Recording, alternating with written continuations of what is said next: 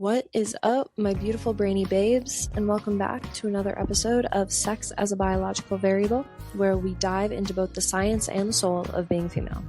I'm Dr. Rosie Ray, and even after earning my PhD in biomedical science, there's still so much that I wasn't taught about my own body and brain. So that's what we're doing here, learning from the scientific literature and the lived experience of women to talk about what's really going on. So let's dive in. Voicemail going. Yeah, here, and I'm gonna title this Emma! Exclamation point. Endo. Ending. Emma. Oh, okay. Creepy white man. And you're already on the back of it. Okay. Cool. Yay. Okay, we're rolling. How do I get that? Okay. Cool. It is, October 9th? And it is 6:40 p.m. And I'm sitting down with my oldest friend, Emma Nicole McCammon. Yeah, we've been friends since second grade. Met in church. Yep. We met at church in second grade. And then it wasn't really until 5th grade that we started hanging out in Mr. Witherspoon's class. Shout out Mr. Witherspoon's class. Mm-hmm. Yeah. And we would get in trouble for talking. Oh, yeah. Mm-hmm.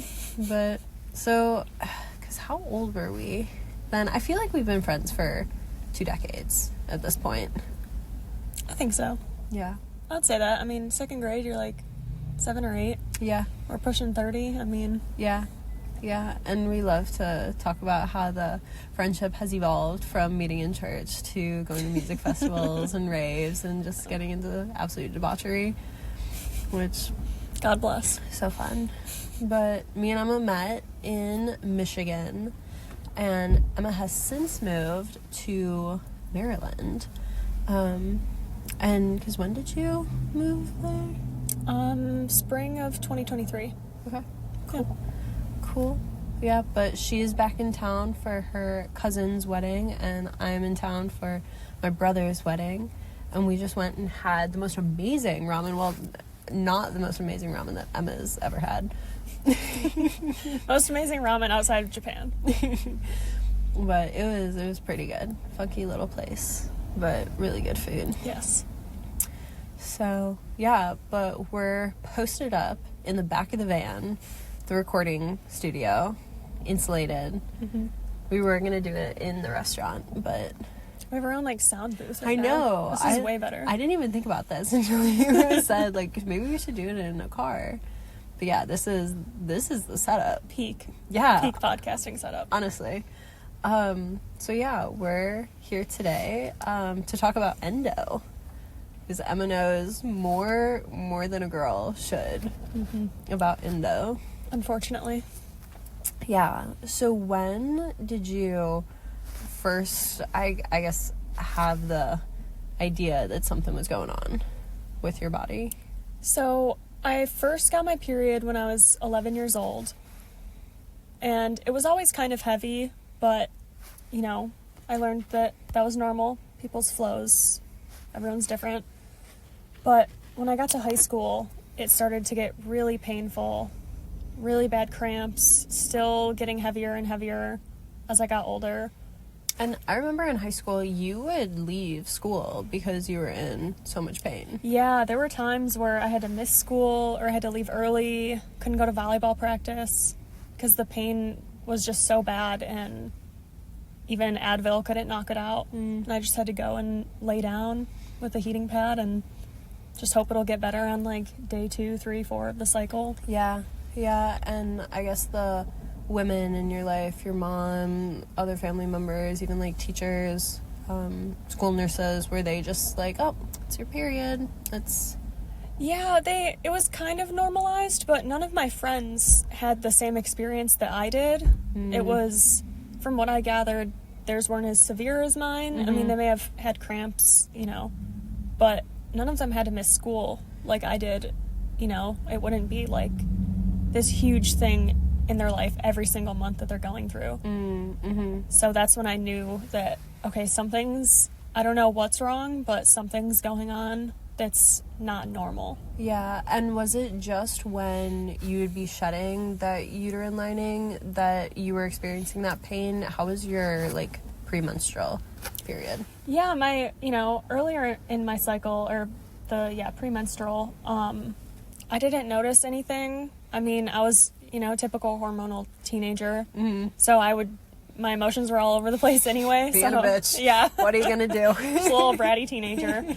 But nothing that I could attribute to, like, oh, it's 2 days before my period, that's why I'm acting this way. It was just, I was kind of always like that. Yeah, but, like, when you're that age, I don't know who is thinking that way. Yeah, but no pain or anything mid-cycle, no pain with ovulation, but it was just the period that created all that pain. Yeah, and now when did you go on birth control?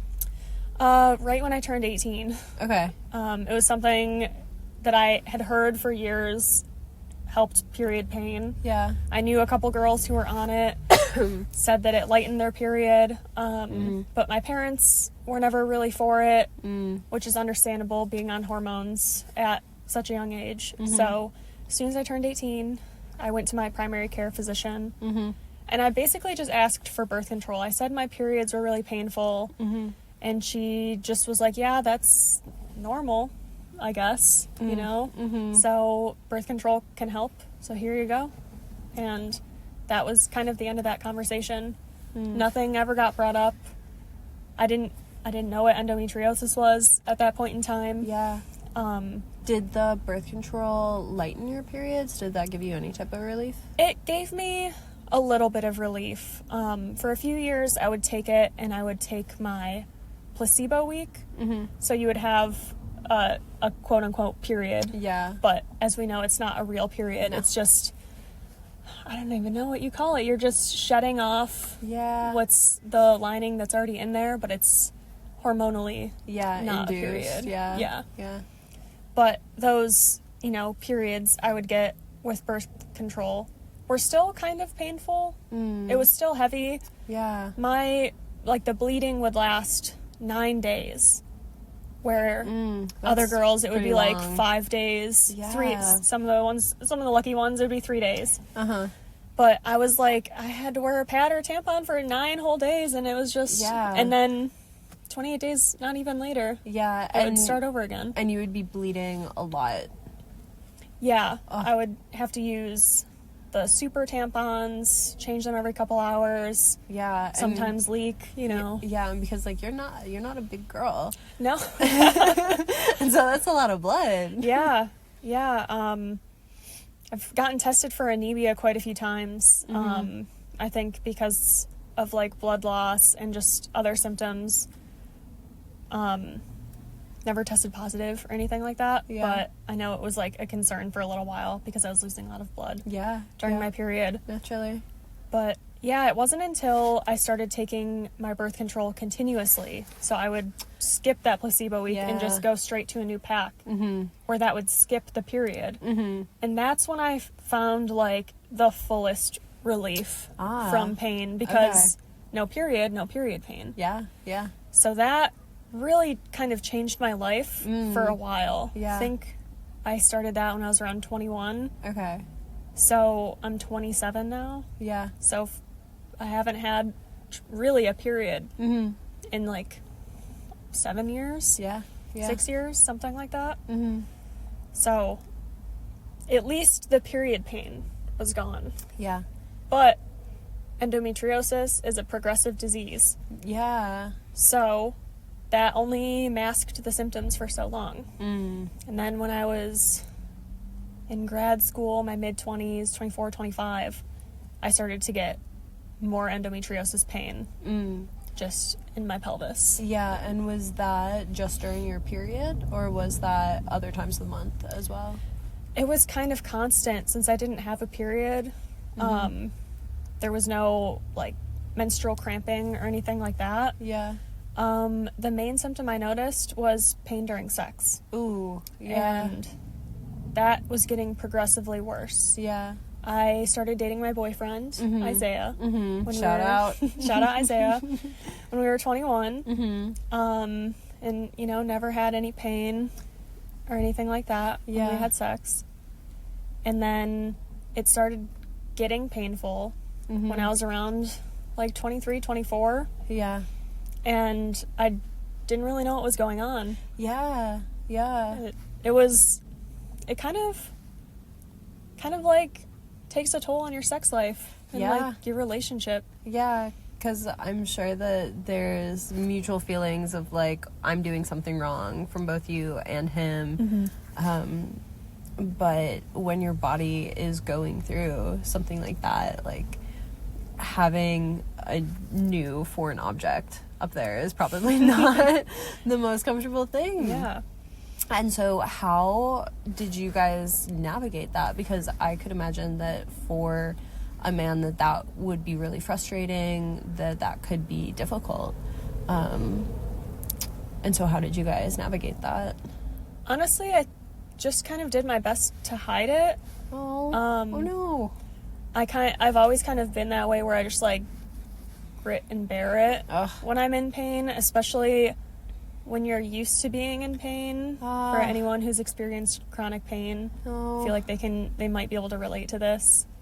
So I just did my best to hide it, but he eventually kind of saw through that. Okay. And I think, like, mentally, being in pain every time I had sex, it just, like, took a toll on me, where it lowered my sex drive. Yeah. And, I mean, you know, obviously if something's painful, you're not going to desire it in the way that you used to. Yeah. And even if I did my best to hide it, like, you can't push everything down. Yeah. It always comes up. Yeah. And he was the one, actually, who suggested that I finally go see an OBGYN about endometriosis, because I had been suspecting it for a while. Yeah, I remember you talking about it before going to see a doctor about it. And so when did you first go to a doctor? So I first went, I think I was still in grad school, so I was around 23 or 24. This is in Michigan. So I just went to a general OBGYN and had, like, an initial, like, consult type appointment. And I sat down with her and just explained my history and the painful periods, when that started, and this new pain with sex that had been going on probably for, like, a year at that point. And was like, hey, like, I've heard of this thing called endometriosis. Like, I really think that I could have this based on my symptoms. And, you know, she was like, well, maybe, you know, we can look into it, but let's not, like, diagnose you right away. Yeah. So she suggested that I get a pelvic ultrasound. And so that was kind of my first step in my diagnosis journey. Yeah. The pelvic ultrasound. And so you got that, and that came back with definitive results? So, little known fact, but endometriosis does not always get picked up on scans, on ultrasounds or MRIs. It can come back looking normal or unremarkable, as the radiologists call it. Unremarkable. I have an unremarkable uterus, guys. It's fine. Damn. But that's basically how my ultrasound came back. The doctor said that around my left ovary there looked like a little bit of inflammation, but, you know, no cysts, no endometriosis lesions. And can you remind me, so endometriosis is like an extra growth of the endometrium? Yeah, so it's tissue that's similar to the endometrial lining inside your uterus, the tissue that you shed each month during your period. So the most outer lining layer of it. Yes. Okay. Yes, the, like, blood Yeah. that comes out, basically. Yeah. So it's not exactly that tissue, but I think it's, like, very similar in structure to that tissue, but instead of growing inside of the uterus, it grows outside of it in your, like, pelvic cavity, and it can implant onto your organs, onto your, like, ligaments and tendons, your pelvic sidewall. There have even been cases of it implanting, like, in your lungs. Whoa. I think there was even a person who had it in their brain. Whoa. It's insane. Yeah. So this tissue, though, is so small. So it makes sense why you can't see it on these, like, imaging studies. Yeah, and then you had explained to me, but part of the pain that comes with that is that every time that you're shedding that lining, you're shedding all of it. So regardless of where it is, in your uterus, in your lungs, in your brain, like, it's bleeding out every month. Yeah, I don't think it bleeds like, you know, you typically do during your period. But because your uterus is so inflamed from it contracting to get all the blood and tissue out, it kind of inflames the rest of your body or the rest of your pelvis, and then that tissue, that endometriosis tissue that's kind of implanted in all these places, gets inflamed, and so that causes essentially pain throughout your entire pelvis or the organs that it implants on. Interesting. Yeah. Oh, that sucks. It does. It does. And so the ultrasound came back unremarkable, and my OBGYN said, you know, we kind of expected this. It doesn't always show up. Here are some options. I can do surgery if you want, because that is the only definitive way to diagnose endometriosis, is to get excision surgery, have this they call it minimally invasive, but let's face it, you're getting cut open. You're getting tissue and possibly organs removed during this surgery. What organs would they be removing? It depends how bad. If endometriosis has infiltrated your ovary could die off and they need to remove it. In my case, I had my appendix removed. Because it was very inflamed. Whoa. And rather than chance appendicitis in the near future, my surgeon just took it out. But, so that was one of the options that this original OBGYN gave me. Since that would be kind of the only way to diagnose endometriosis officially with the pathology report that would come from that surgery. Man, that's crazy that there's not a better way to diagnose that. Yes, this is why we need more scientists, more people studying the women's body. And so said that you could do the surgery if you wanted to. Yes, or she gave me the option of going to pelvic floor physical therapy, and then also just staying on my birth control, or maybe switching to another one that was lower in estrogen to see, hey, maybe that'll help a little bit better, just being on a different brand, different dosage. And just because estrogen is such a growth factor, I could imagine how that could contribute to excess growth. So I did try that. I tried I think it was called low estrogen combination birth control pill, and that didn't really do much. I was spotting more on it, so it actually just kind of, when I was spotting, I was in pain, like a little mini period, so it kind of just made it worse. So I ended up just switching back to my original birth control, and then that's when I moved to Maryland. And once I got to Maryland, I was on my own health insurance, and so I found a new pelvic floor physical therapist. So I started going to that to try and help with some of the symptoms. How was that?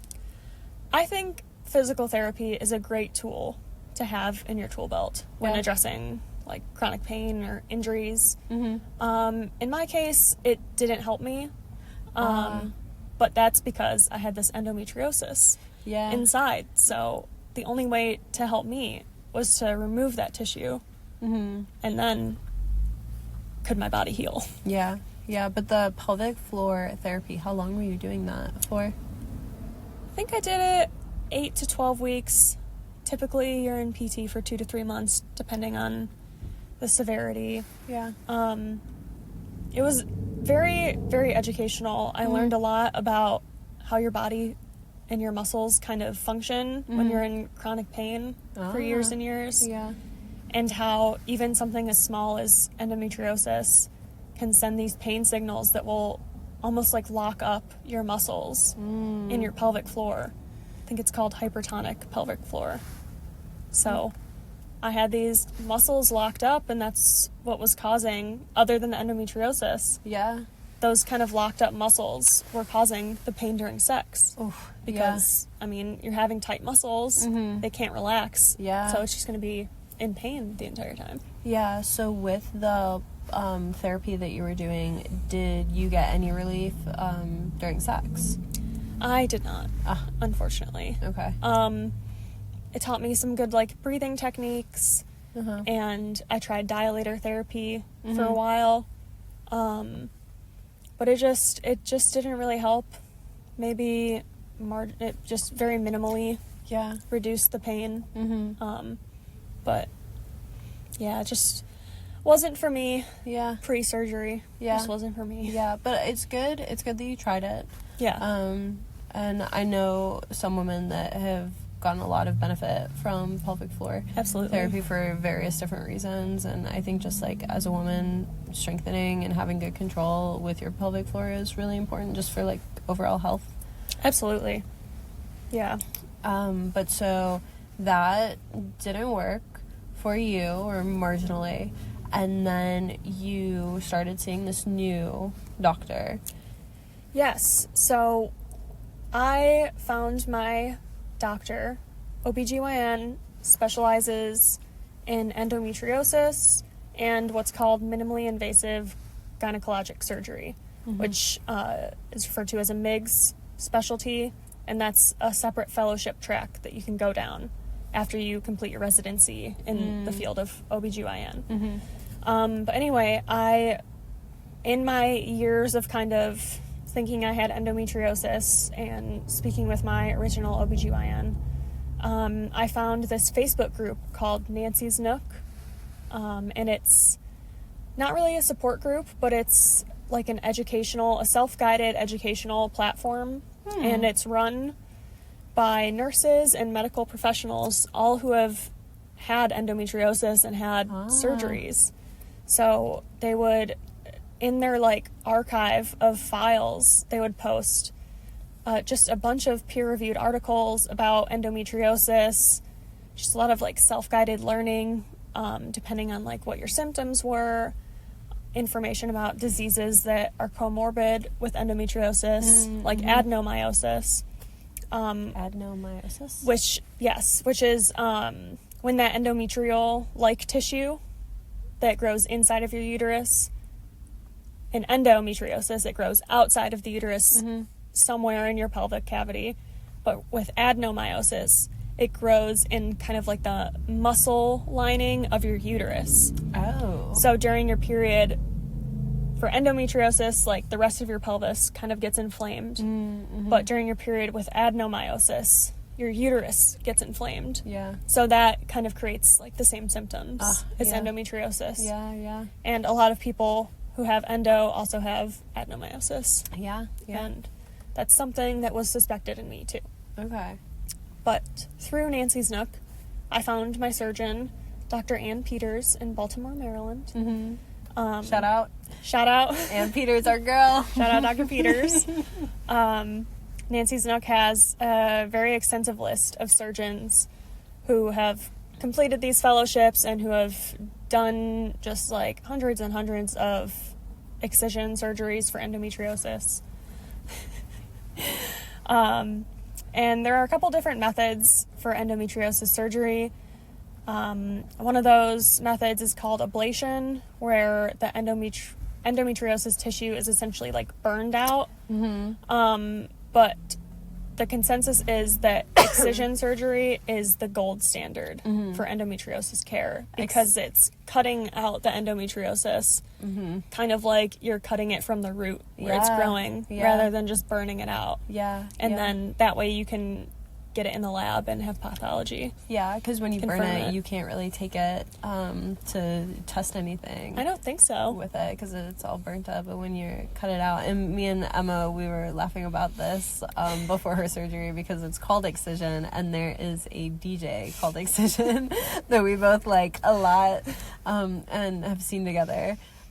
And so it was just, funny that Emma's getting this excision surgery. I did, in fact, wear my excision hoodie to the hospital the day I got my surgery. You have to. That's incredible. And so when you started working with Dr. Peters, what was your experience with her having this, specialty in endometriosis? I guess compared to the other doctors that you had worked with in the past? She was amazing. I mean, she really just sat back and listened to me talk for 10 minutes about just my history and my symptoms and all these other tests I've done, all the doctors that I've seen. And then as she was taking notes when I finished speaking, she was like, yeah, well, I also think you have endometriosis, and your symptoms line up with what a lot of my patients have experienced. So I can examine you now to see where your pain is and kind of what I think initially, but then we can just discuss where you want to go. And this is your body, this is your disease, so we should handle it in the way that you want to handle it. That's awesome. And I've never had a doctor say that to me before. So I almost cried in the exam room. Just finally feeling validated after years and years of being told that this pain is normal. Yeah. And that, that's just a woman's burden. Yeah. And I think something that I've experienced with a lot of MDs is that they're so set in I don't know, almost like a procedure of diagnosis, and it's it's this, it's this, it's this, it's this, and it's well, slow your roll, we're not gonna jump to that. But it's also what's going on inside of your body. Yeah. And so how wonderful to have a woman doctor who is yep, I believe that. Yeah, just to be believed that I was in pain for so long was almost enough. Yeah. Yeah. And then she was on board to do what you wanted to do, how you wanted to move forward. Yeah, she acknowledged that, imaging might not detect the endometriosis or the adenomyosis. But she was kind of you should get imaging before surgery just in case there's anything like a cyst or anything that shouldn't be there, just so we know that ahead of time before I cut into you, essentially. Yeah. So she suggested an MRI instead of an ultrasound because MRIs can pick up adenomyosis a little bit better than pelvic ultrasounds for some reason. So I got an MRI, and again, that was unremarkable. So no endometriosis, no adenomyosis. But she was like, hey, this is kind of what we were expecting. So in that process, she was also offering me a hysterectomy, a total hysterectomy that would remove my uterus and my cervix, but leave the ovaries. Yeah. So I can have my little hormones. So that was kind of a big decision I had to make. Yeah. It tormented me for a long time. Yeah. I remember before your surgery, you just thinking about it and us talking about it, and yeah, it's a lot. I mean, because it's one thing to go under the knife, have a big operation, but it's another thing when, if a doctor is okay, we're gonna go in and do this, versus okay, we could do either this or this. Yes. That's... Yes. So what was kind of going through your head and what advice did you get from your doctor and from other people about what you should do? Honestly, my doctor, she was really leaving it up to me, which is great. I loved that, but I also was kind of just just tell me what to do. Yeah. You're the professional. Just tell me. Yeah. Tell me what I need to do. But in theory, I would love to not have my uterus anymore. Why? She has caused me a lifetime of pain. And I don't want children. So I just feel that it's kind of a bit of like an unnecessary organ to me. Yeah. If it's just caused me this amount of pain Yeah. for so long, especially if I do have adenomyosis. Yeah. That's the only way you can kind of cure or treat adenomyosis is with remove it. Yeah, the removal of your uterus. But with a total hysterectomy, they're removing your cervix. So that's kind of like the end spot of your vagina. Mm-hmm. Like the tippity top of your vagina is your cervix. So when they remove your cervix, they have to kind of like stitch together the like top part of your vagina and create what's called a vaginal cuff. Mm-hmm. But it's just this tissue being stitched together. It's no longer attached to another organ. Mm-hmm. And so I was really scared about that. Yeah. Because there are people who have complications with this surgery. You can get what's called cuff tears, where your stitches can pop in your vagina. And then it's kind of like just a little hole into your pelvis. Ooh. And you can almost bleed out. Like, it's an emergency. If you have a cuff tear, you have to go to the ER and get it stitched up, and sometimes you have to get another surgery to fix it. Yeah. So I've never had surgery before. Mm-hmm. So doing the endometriosis surgery was going to be a lot for me. Yeah. And at the end of the day, I just was not ready to have an even bigger procedure on top of that. Yeah. Yeah. So I said, let's just do the excision for now. Mm-hmm. I'll keep my uterus. And we'll see how this surgery works out. If it relieves my pain, great.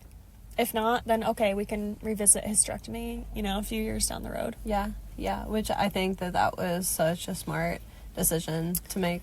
Yes, I agree. After, a little bit of a rough recovery, I can't imagine it being even worse. Yeah. And hysterectomy. Yeah. And because I know that your surgery got rescheduled. It was in May, right? Middle of May? Yep. Okay. And we're in October now, so 5 months out. So what was the recovery like for you? So I had 2 weeks off of work. Mm-hmm. So those first 2 weeks were definitely the worst. Yeah. So when you get this excision surgery, they do it laparoscopically, which is where instead of kind of making a big cut in your abdomen, like if you think of a C-section, you have that big scar. Yeah. They make like a couple very small incisions. They're like 2 centimeters. They're very small. So I only had 4 little incisions. One of them was in my belly button. Mm-hmm. So it's considered to be minimally invasive. Mm-hmm. So it makes supposedly, in theory, it makes your recovery time a little bit better. But in order to do a laparoscopic surgery, they can't see through these little incisions, so they insert cameras into you. Yeah. But everything is very tightly packed together in your pelvis. Yeah. So they have to inflate your stomach with gas. Oh, whoa. Yeah. What kind of gas did they use? I imagine it's just like CO2. Okay. I don't remember asking. But so they kind of like blow your stomach up. Yeah. So they can move your organs around. Search everywhere for endometriosis. Yeah. To flip your uterus all around. Yeah. Is this a pretty common surgery? Do you know?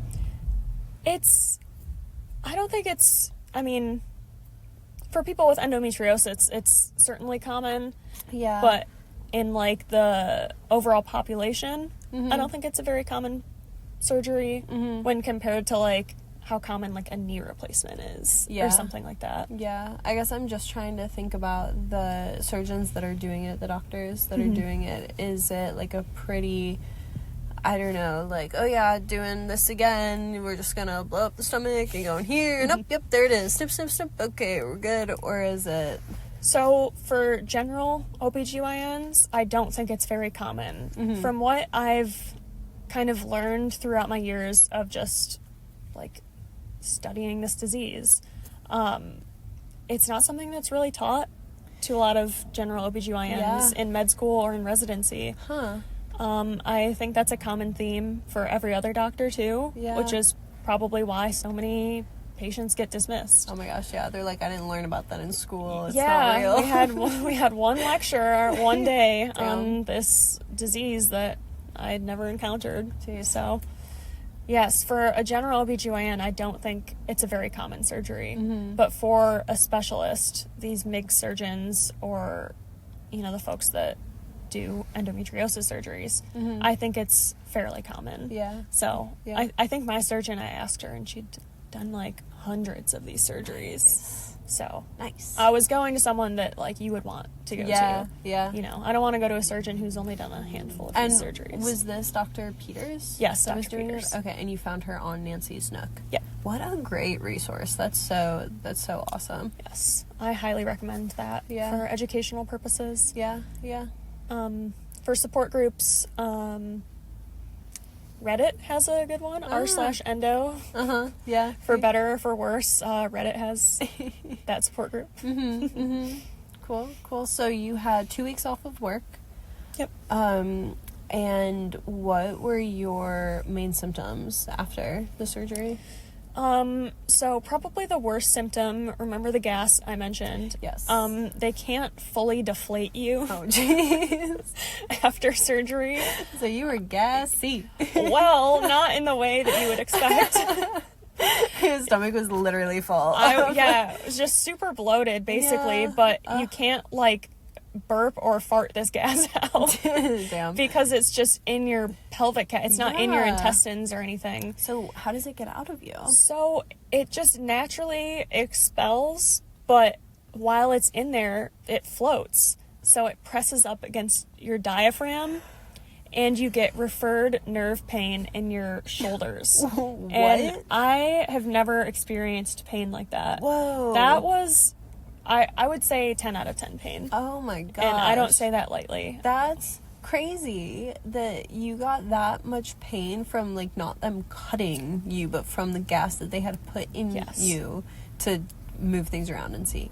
That's wild. Yes, I knew that I could experience some gas pain from, looking into this surgery and, like, talking to people who had had this surgery or other laparoscopic procedures that, where you need the gas pumped into you.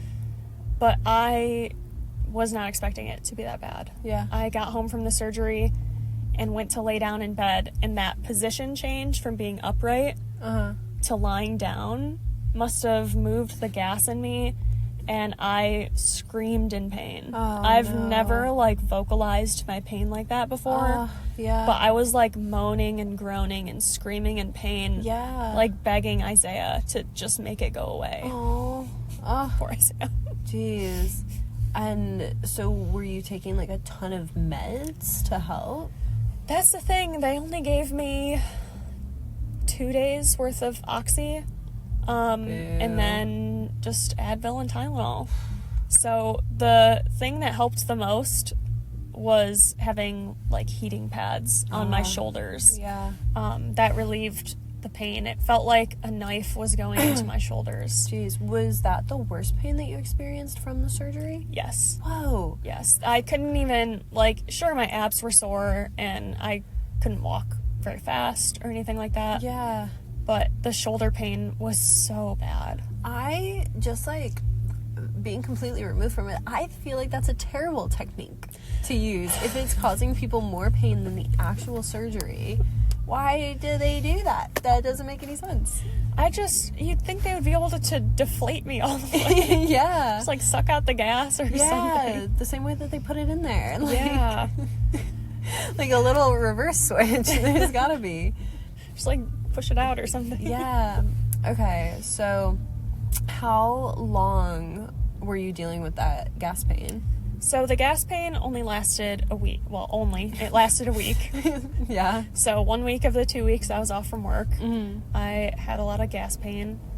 And then that second week, since I had no gas pain, I had a little bit of abdominal pain. It was mostly just weakness and fatigue. But at that point, I only needed to take my 800 milligram ibuprofen, and I was okay. Yeah. Yeah.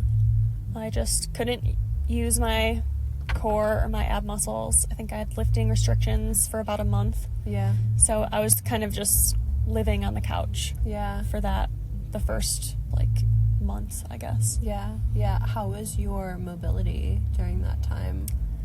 Very slow. Mm-hmm. I didn't go on any walks that first week. I kind of just shuffled around the apartment. Yeah. And then I started going with Isaiah to walk our dog, Opie. Mm-hmm. And I could only make it around our parking lot. Oh. And yeah. I would be going really slow. Yeah. And slowing them down. Yeah. Because it was just, I was so weak. Mm-hmm. And it just was very taxing. Yeah. To do that. How was Opie after your surgery? Because, animals, they can sense when their human is going through something. He was really sweet. Yeah.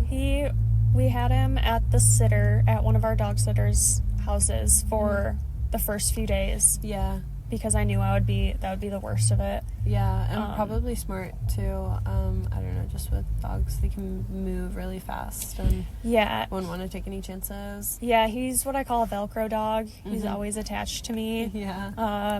Would live under my skin if he could. So I did not need that while I was recovering. Yeah. But I think he caught on pretty quickly that I couldn't cuddle or lay with him in the way that I used to. Yeah. But he would sit next to me on the couch instead of on me. Good boy. Yeah, he was my little emotional support dog. Yeah. During that time. Yeah, yeah. And so then you had the time off of work, and then when you went back to working, didn't you start remote back to work? Yes. So the first 2 weeks back at work, I worked from home full time, which is good. And was that something that you had talked to your company about before the surgery? Yes, they knew I was going to take 2 weeks off for surgery, and then that I would telework or work from home for the next 2 weeks. So I didn't really need much documentation from that. I think I just had your typical sick note from my surgeon, and that was okay.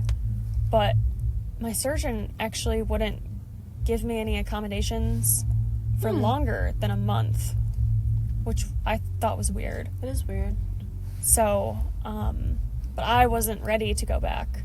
Yeah. I went back because I only had that note that covered me for a month. Yeah. And it was really difficult. Yeah. I have a little over an hour commute. For those in the DMV, I feel your pain. The traffic sucks. So that commute was really rough on my body. Yeah. Mostly my back, because when you can't use your core for a month, your back muscles will overcompensate for that. And so my back was shot essentially from having to kind of handle the weight of my body for a month. So I tried to go into the office. I had to take a couple of sick days here and there when the pain was too bad. Yeah. But I ended up going to see a pelvic pain specialist. And she was able to... Was that different than the pelvic floor therapy? Or yes. was it... Yeah, so after my surgery, I went back to pelvic floor PT. Mostly for surgery recovery. And also just kind of doing that same pelvic floor work. Yeah. Just a little bit softer, I guess I would say, after the surgery. Yeah. Since, your muscles have just been cut open. Yeah. Yeah. So, yes, my PT recommended that I see a pelvic pain specialist, which is an MD, and they can kind of prescribe you medications or other techniques that a PT couldn't do. Yeah. So the idea was that now that you had this endometriosis removed, we need to reset your body. Yeah. Because your body had been living in this chronic pain with this condition for so long, and now it probably compensated, getting used to all of that. Yeah. So. And my muscles were locked up. So now that this bad tissue is out, your body, it's just like, okay, your body needs help to kind of go back to normal. Yeah. Go back to, like, what it was before the endo got bad. Mm-hmm. So I went to the pelvic pain specialist, and she prescribed me these suppositories that were vaginal suppositories that had, like, a muscle relaxer, and then gabapentin, which is like a nerve pain, to kind of go at it from, like, a medication standpoint. That's cool. In addition to physical therapy, and then just your body naturally healing from surgery. Yeah. And in addition to that, she was very helpful with my workplace accommodations. Noticing that, you know, I can only get better if I, like, let my body rest and heal. So I still have my workplace accommodation. I'm only going in a few times a month, and that has, like, helped my body tremendously. Yeah, especially because the work that you do can be done remotely. Yes. And so especially if you have a medical need, that, you know, you're going to be able to function so much better if you're comfortable, if you're giving your body the space and the time that it needs to recover more, like, you're going to do more work. Exactly. I don't know what company would argue against that. Yeah, and my managers, I'm very lucky. I work with a great group of people. My managers were very accommodating as well. They were just like, hey, we need this paperwork for, like, legal reasons. Yeah. But, like, do what you need to do. Yeah. And you do great work anyway, so you can do it from home, you can do it from here, it doesn't matter. Yeah, but it's really good that you pressed for that and asked and got the accommodations that you needed. Yeah, if there's one thing I'm going to do, it's advocate for my health. Yeah. I'm not afraid to bully a doctor. So important. And so the post-op pelvic floor physical therapy, are you still doing that now? I am still doing that. I have been doing physical therapy for a lot longer than I thought it would be. Yeah. I kind of talked about this earlier, but because I couldn't use my core, my back kind of overcompensated for that. And I've just been in this, like, chronic back pain since, like, a few weeks after my surgery. And so, because you had back issues before this. Yeah, I have scoliosis, which is where I have a curve in my spine. In my case, do you have an S or a C? Or a Z? I think it's a S, because I have a little curve on, like, my upper spine, like my thoracic spine, and then a bigger curve in my lumbar. Okay. So I think it looks like an S. Yeah, something like that. But yeah, so I always kind of had, like, back pain, just from my scoliosis. So this surgery on top of the scoliosis, it really just kind of aggravated things. Yeah. So I haven't been doing a lot of pelvic floor physical therapy. I've been in such back pain that every appointment is just, okay, let's focus on your back. Yeah. You're in a lot of pain. Let's fix your back. Yeah. So still doing that. But it's getting better, so I'm hoping we can switch back to the pelvic floor physical therapy. Okay. And so 5 months out now, how are you feeling, like, full body? I feel a lot better. Other than this back pain that's kind of lingering, my pelvic pain is gone. My pain with sex is almost gone, which I think focusing on pelvic floor PT will kind of, like, make it be 100% gone. So I would say the surgery was, like, a great success. That's awesome. And I'm very, very happy. Despite the recovery and the lingering back pain, this was, like, the best decision I could have made for my health. Yay. I'm so glad to hear that. That's so awesome, because I know how long you've been dealing with this and struggling with it and how much pain it's caused you, and so I'm really glad that you've found so much relief through this. Yes, I'm very lucky. I'm very privileged that I have such great health insurance that I was able to just choose this specialist. First of all, for even finding this specialist, but being able to get this great insurance that included her in my network and allowed me to afford the surgery. Yeah. With my, like, $0 deductible. Yeah. Like, insane. That's really nice. So I'm just very, very lucky to even get this surgery. Yeah. And then lucky that it worked. Yeah. You know? Yeah. Yeah. No, that's awesome. I feel like having that pain removed just, it elevates your life so much more, not having to think about that all the time. And you still have days where things will flare up, where you feel it more certain times of the month, or... Not really. I've stayed on my birth control per my doctor's request. And just the fact that I don't want a period in general. Yeah. I haven't noticed really any pain other than, like, I think some, like, scar tissue pain, like incision site pain, just, like, deep down in my muscles. Yeah. But nothing from endometriosis anymore, I don't think. Whoa, that's awesome. Yeah. I was pretty in tune with my body before the surgery, so I could tell, like, when I was flaring up.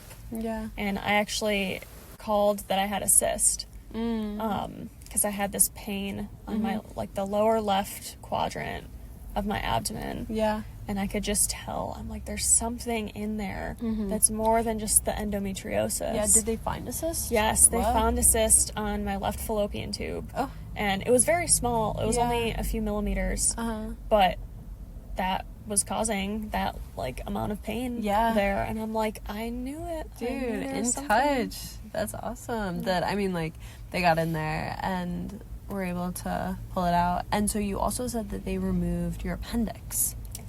Yes, it was inflamed, and I didn't have any endometriosis lesions on it, but my surgeon saw that it was inflamed, and rather than, like, leave it to chance for it to get infected or develop into appendicitis, she just removed it, and it ended up not being, like, infected or anything like that, but, you know, I'd rather be safe than sorry. Yeah. And luckily your appendix, it has a function, but, you know, it's not, like, a major organ in your, like, digestive system or anything like that, so I really haven't noticed, like, anything digestive-wise after losing my appendix. Yeah, so before you went into the surgery, did you know that that was a possibility, that they could remove any organs?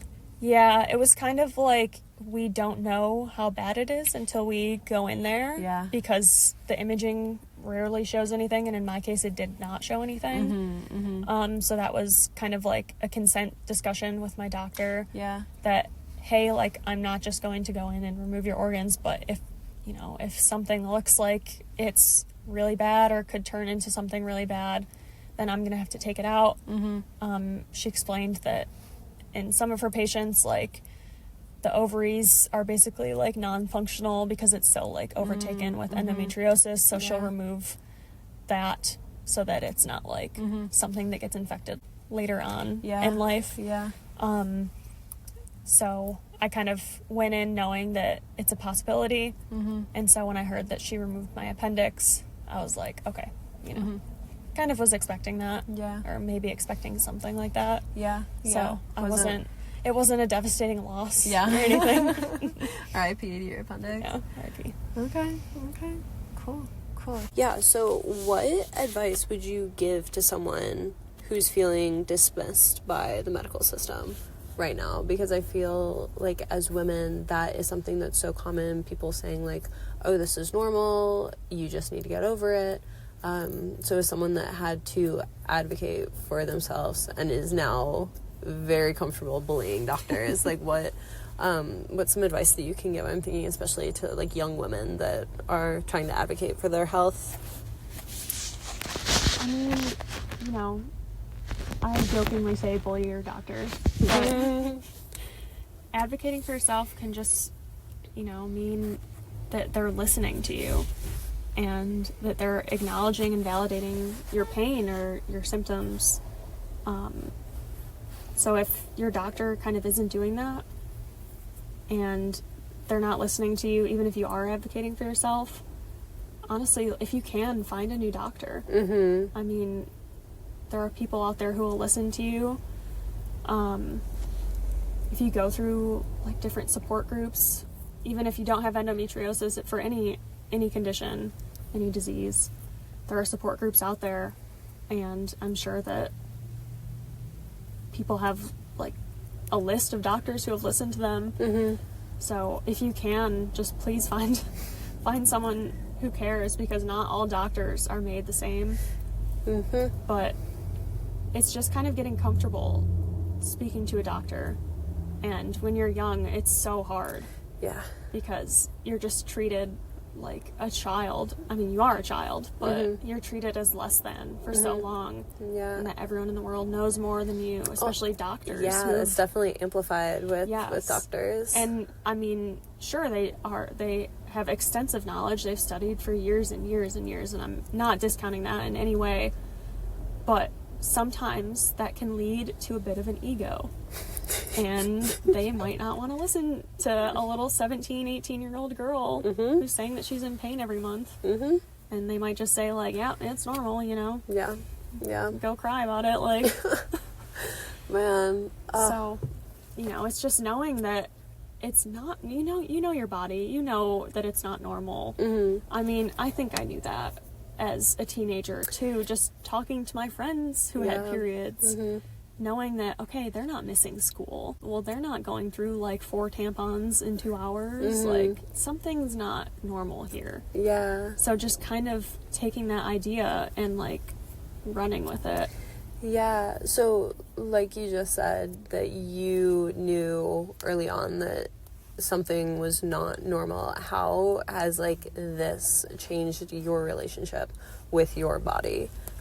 And just the signals that you pick up from yourself, being able to listen to yourself, like what you need, how has this kind of influenced your relationship with your physical being? I think I'm more in tune with my body now that I've gone through this, especially after having surgery and getting that pathology report validating that it was endometriosis. Yeah. Like, that really confirmed that, okay, I did know what was going on with my body. Like, I do know what's going on with my body. I mean, who knows your body better than you? Yeah. You live with it every single day. Mm-hmm. So you know if something's a little bit off. I mean, you might not know the diagnosis or anything like that, but you can at least bring that to your doctor. Be like, hey, this thing that has been going on lately, it didn't always used to be like this. And so I'm concerned, and I think we should check it out. Yeah. And kind of just pushing that if the doctors aren't listening to you, or if they're trying to dismiss you. Yeah. And then finding another doctor. Yeah. And then last kind of funny thing, what's the most ridiculous thing that a doctor has ever told you? Honestly, that pain is normal. That, like, period pain is normal. Mm-hmm. And, like, to a certain extent, yeah, you know, you have cramps. Like, people who have periods are gonna have cramps to a certain extent. But, like, you can't tell me that missing school because you're, like, keeled over in pain is normal. Mm-hmm. And this is what I would tell doctors, too. I would be very frank and say, I'm missing school. Like, I'm bleeding through everything. Like, how is this normal? Mm-hmm. And they're just like, yep, welcome to womanhood. Oh, so that's, yeah. Damn. That's probably the most ridiculous thing that I've heard. Yeah. But I'm sure there has been a lot worse said to other patients with endometriosis. Man. Yeah, I can't even imagine. Well, Emma, thank you so much for your generosity with your time and your knowledge, your energy, your honesty. This has been a really informative conversation. I feel like I've learned a lot, and I'm really hoping that this can inform other women that are dealing with this, something similar, especially for people in the starting stages of it, because I know that when you started thinking about endometriosis, and you know, it's kind of a black hole. You don't really know what's going on, but being able to put the pieces together and then finally get some answers and now finally get some relief. I'm really happy that, I mean, like, I'm not happy that you went through all of this, because, man, it sucks, a fat weenie. But I'm really glad that you've made it to this point. I'm really proud of you for all of the things that you've gone through and what you've done for yourself. Thank you. I love you. Oh, I love you too. It was a scary time, but I got through it. I had a great support system. Yeah. I had you to talk to. Talk to on the phone and vent to, and called me the day of my surgery. Yeah. Oh my gosh, 'cause it's like, oh, my baby girl's going under the knife. Be knocked out. Filled up with gas. Gassy girl. That's crazy, dude. Oh, man. Oh, well, thank you so much for this. I'm gonna turn this off now. All right, my beautiful brainy babes, that is all I have for you today. I have all of the important information that we talked about linked down in the show notes. I also have a link to some hormone-free birth control. Natural Cycles is down there. Thank you all so much for listening. Stay smart, stay safe, and stay sexy. I love you, and I will see you so soon. Bye. Mwah.